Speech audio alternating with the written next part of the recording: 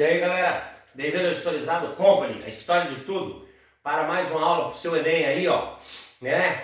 E para o seu ensino médio, para as suas provas de ensino médio, fundamental, concurso público.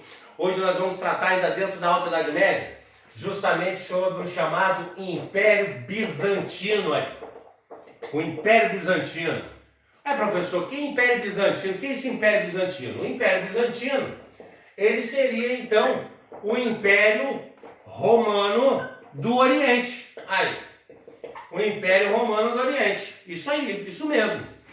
O Império Romano do Ocidente caiu no século V depois de Cristo, com as invasões bárbaras e os outros motivos, mas o Império Romano do Oriente vai continuar, inclusive vai se desenvolver de vento em popa. Para a gente poder entender, a gente faz uma pequena cartografia aqui, ó, pequena cartografia abstrata, tá aqui, né, ó, África, tá ok, Arábia, Madagascar, senão não é África, tá aqui, Escandinávia, olha só, Índia, Indochina, Austrália, Nova Zelândia, Papua Nova Guiné, Bórneo, Sumatra, Inglaterra. O Império Romano, ele pegava aqui metade da Inglaterra, parte do norte da Europa, ao redor do Mar Negro, pegava aqui norte da Arábia e todo o norte da África. Quando o imperador Teodósio divide Império Romano do Ocidente e Império Romano do Oriente, ele vai fazer essa divisão. Aqui a divisão ficará assim, ó, incluindo a Grécia, o Cáucaso, Mesopotâmia, Palestina, tá ok? Líbano, que era a Fenícia, o norte da África, o norte da Arábia, o norte da África. A capital do Império Romano do Ocidente vai ser Roma. Ele até troca para Milão, mas depois volta para Roma. E a capital do Império Romano do Oriente, galera, será a cidade de Constantinopla, que foi fundada por Constantino, tá ok? Só que quando Constantino fundou a cidade de Constantinopla, no Império Romano do Oriente, que aqui é o Império Romano do Ocidente, tá ok? Império Romano do Ocidente, tá? Ó, tá aqui, ó, em vermelhinho pra galera ver, tá? E Império Romano do Oriente. Ele funda Constantinopla justamente numa cidade que se chamava Bizâncio, ou seja, já existia cidade. Então, o Império Bizantino vai se chamar Império Bizantino porque o imperador Constantino fundou Constantinopla na cidade de Bizâncio. E aí, quando o imperador Teodósio dividiu o Império Romano do Ocidente, pegando a Grécia para cá, ó, tá ok? Império Romano do Ocidente, Império Romano do Oriente. Império Romano do Oriente, pra cá. Vai dividir a África aqui, ó, no meio certinho. Aqui vai ser na diagonal, mas aqui vai ser certinho. Esse Império Romano do Oriente vai ser transformado em Império Bizantino, porque todo mundo chamava Constantinopla de Bizâncio. Então, Império Bizantino. Enquanto o Ocidente sofria as invasões bárbaras e entrava no feudalismo. Então esse lado na Alta Idade Média se transformou no feudalismo, que nós já vimos em outras aulas, e aqui o antigo Império Romano do Oriente passa a ser chamado de Império Bizantino devido à cidade de Bizâncio.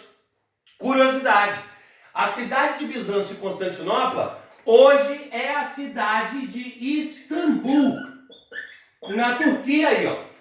Compreenderam? Então agora que nós já entendemos um pouco a geografia histórica da situação, nós podemos apagar o nosso mapinha, no nosso mini quadro, como eu já falei, e nesse momento aqui, nós vamos pegar os pontos que mais nos interessam sobre o Império Romano do Oriente, ou seja, o Império Bizantino, para a nossa prova do Enem, para a nossa história ocidental. Assim que o Império Romano do Ocidente cai, o imperador do Império Romano do Oriente será Justiniano. E nos interessa os feitos de Justiniano. Nos interessa as suas obras, o que ele fez e deixou de fazer. Primeiro ponto importante de Justiniano, ele vai criar o Código Juris Civilis. Aí, ó. O Código Juris Civilis. Compreenderam? O Código Juris Civilis será de extrema importância. Por quê, galera? Para o seu Enem. Justiniano vai reunir de novo as leis de Roma, porque os grandes centros das leis do direito romano era Roma, era o Ocidente. Como está na mão dos bárbaros, nesse momento, ele vai renascer aquelas leis todas no chamado Código Juris Civilis, que vai influenciar Napoleão e influencia as nossas leis até hoje. Então isso foi de extrema importância. A outra é aquela velha pergunta: professor, o Império Romano do Oriente não tentou reconquistar o Ocidente, não? Tentou. Nós teremos aqui justamente a tentativa de reconquistar o Ocidente, olha lá. E ele vai tentar sim. Só que para isso, galera, para ele tentar reconquistar o Ocidente, ele terá aqui que ampliar os impostos, porque isso vai gerar gastos, vai precisar de armas, vai precisar de navios, vai precisar de soldados, então vai ter que ampliar os impostos e os soldados, para justamente eles poderem lutar aí, ó. Compreenderam? Então o Império Romano do Oriente, para reconquistar o Ocidente, vai precisar ampliar os impostos e os soldados, só que eles não conseguem.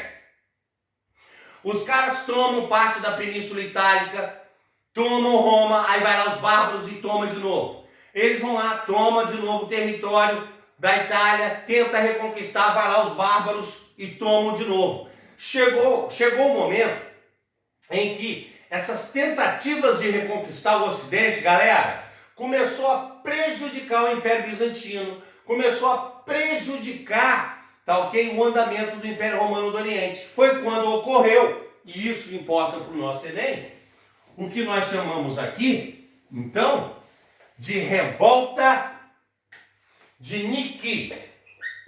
A chamada revolta de Nike. Ó lá. Beleza? A revolta de Nike. A revolta de Nike foi justamente o seguinte: parte da elite bizantina, se levanta, galera, contra Justiniano. No hipódromo da cidade. Porque não existia mais os coliseus. Desde o cristianismo, quando disparou em Roma, não existia mais os coliseus. Então a corrida de cavalos, a corrida de cães, a corrida de pessoas passou a chamar mais atenção. E isso era uma coisa da elite, não mais do povo. Então no hipódromo da cidade, parte da elite bizantina e parte do povo se levantou contra Justiniano, dizendo que essa tentativa de reconquistar o Ocidente estava destruindo o Império Bizantino. Compreenderam?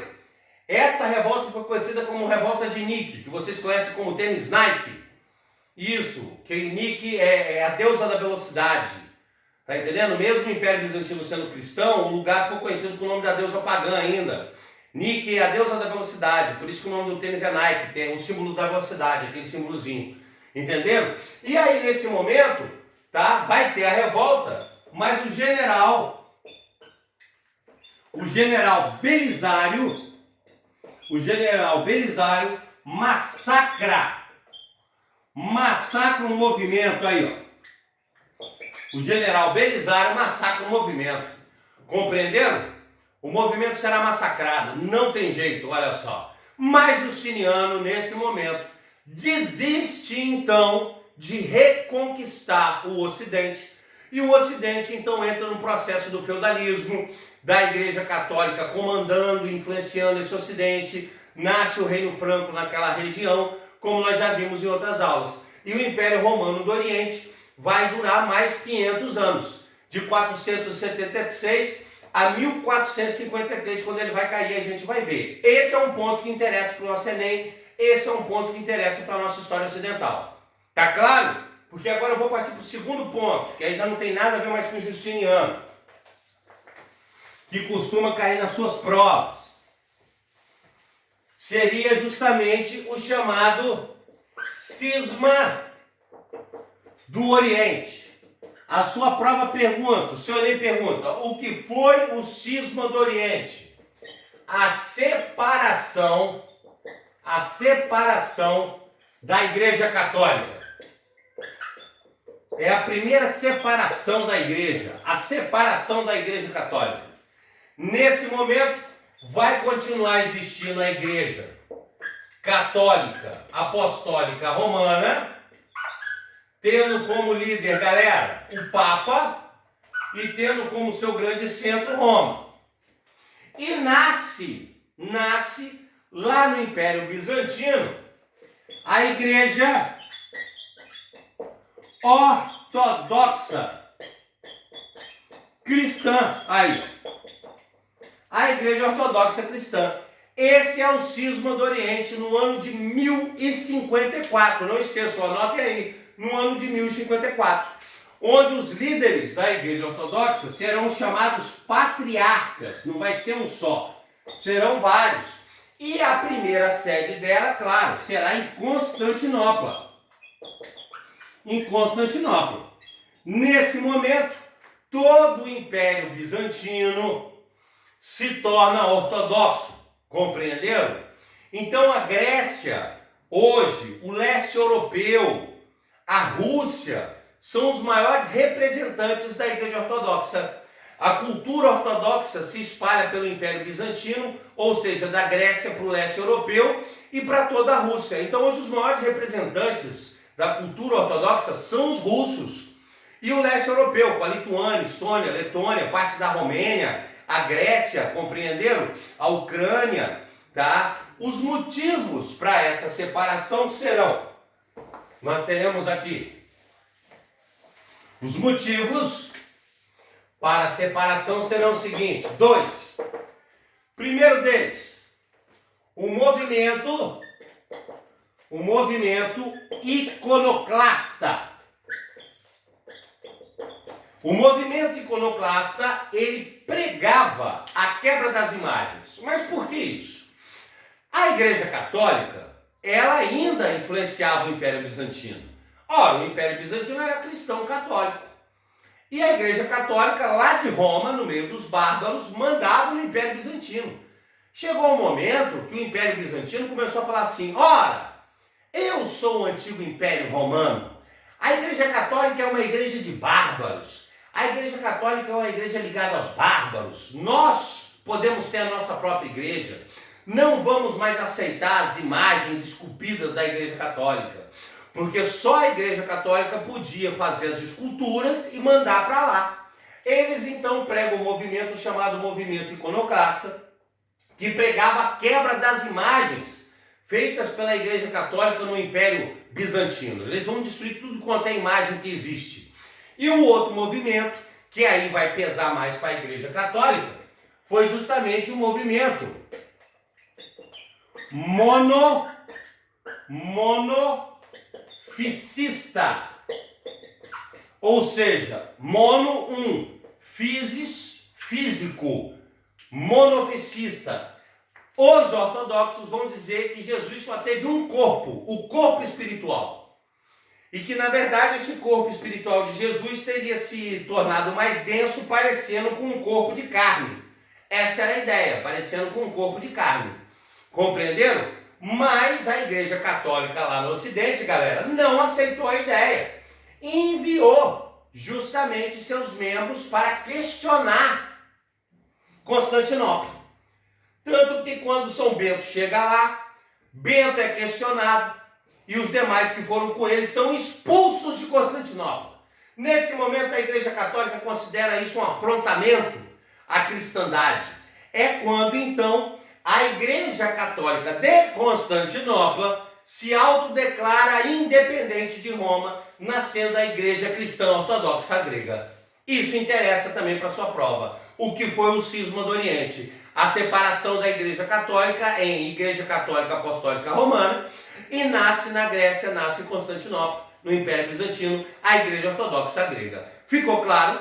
Isso também cai no seu Enem, isso também interessa pra gente. Compreenderam? Porque agora eu vou para o terceiro ponto que interessa no Império Bizantino para o seu Enem e para as nossas provas do ensino médio, que seria a arte. A arte bizantina. A arte bizantina seria o famoso mosaico. Porque veja bem, Os caras podem até não aceitar a imagem esculpida, mas eles não deixaram de usar a imagem. O movimento iconoclasta destruía as imagens esculpidas da Igreja Católica. Então eles vão desenvolver uma nova forma de arte para representar os santos, representar a Virgem Maria, representar Jesus, que foi o mosaico. A galera conhece o mosaico, aquelas pedrinhas que você vai botando e tal, aquele negócio. Tá entendendo? Que lá na sexta série, sétima série, não, você faz, corta os papelzinhos, professor de arte coloca, aí vem o coleguinha, sopra, voa tudo, vira aquela bagunça. Então é um mosaico. E na arquitetura, nós teremos aqui a igreja de Santa Sofia. A igreja de Santa Sofia, tá, vai ser a principal modelo de arquitetura, o principal modelo de arquitetura bizantino. E nesse caso, Santa Sofia quer dizer Santa Sabedoria Divina.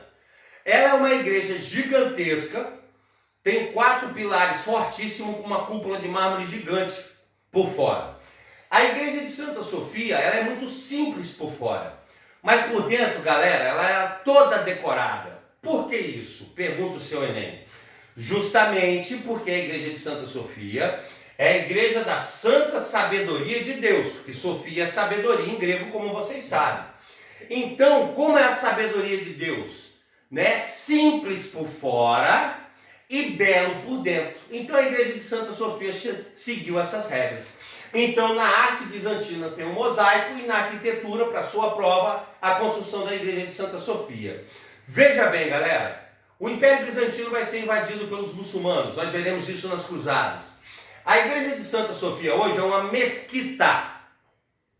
É uma mesquita muçulmana.